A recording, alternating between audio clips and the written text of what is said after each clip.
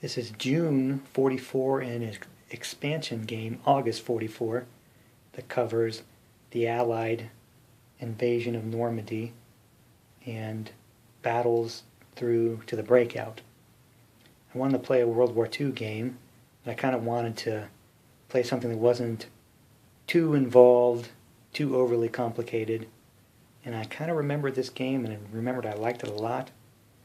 So I'm going to go ahead and give it another go here. It's probably been 7 years since I last played it, but it's a really good little pair of games.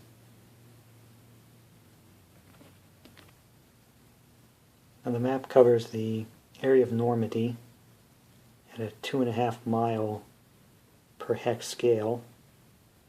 So it takes it right down to the area where the breakouts would occur, starting with the invasion beaches. The unit scale is division, with a few brigades and artillery. I don't know if they're corps or whatever. They're artillery representations. I really like the designer did with the graphics on these. He put the badge for the unit right on the counter, which just gives it a little bit of color and flair. Some of them I recognize. He could have made up the rest for all I know, but I don't think so. See, mostly divisions, some armored brigades. The airborne breaks down into regiments, so you can scatter them on the first turn. And the Germans have some conf groups and brigades on their side as well.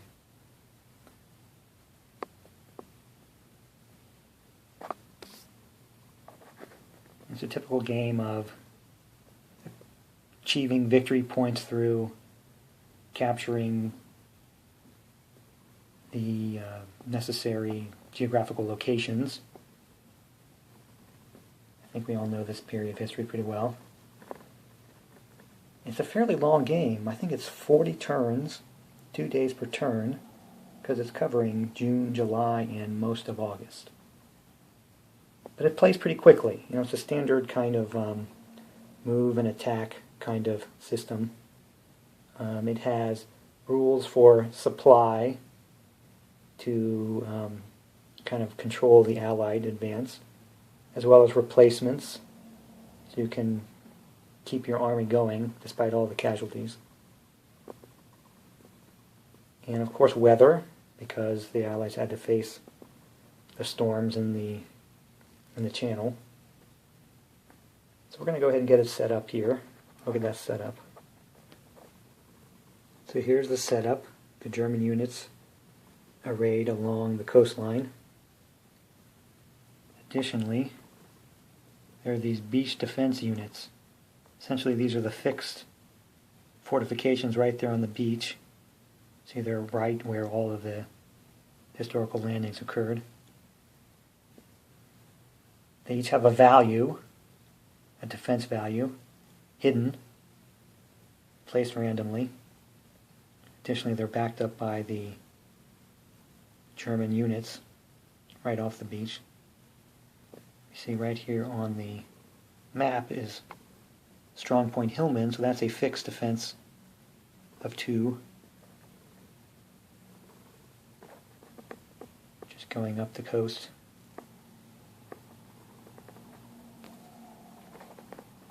Finishing with the defenses around Cherbourg and that one little garrison. Each of the infantry divisions also has this immobile garrison unit, just sort of expressing how they were spread out along the coastline here.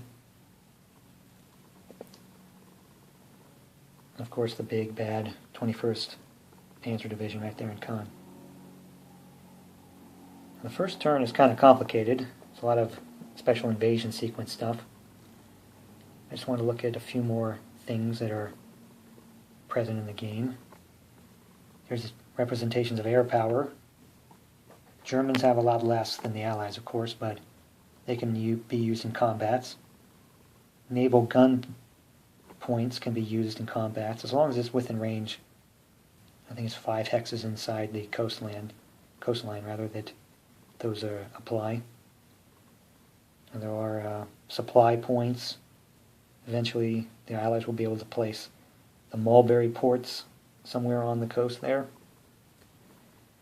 And another thing are these random event cards.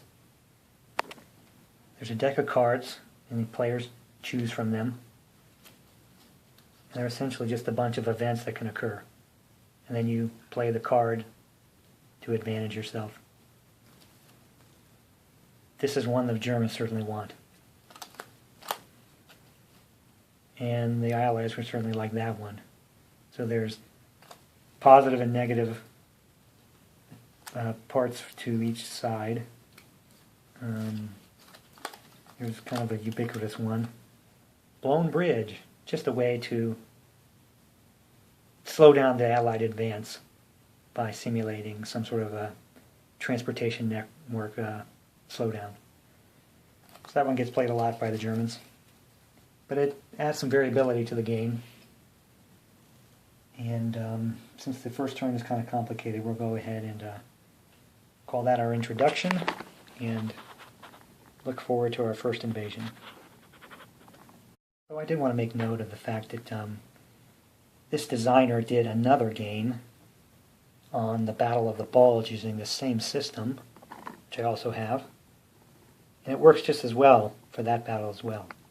So, you can't go wrong. A Normandy game and a Bulge game, how much more happy can you be? But I can't remember what happened to that guy. He did some good work, and then I don't think I've seen anything from him in a long time.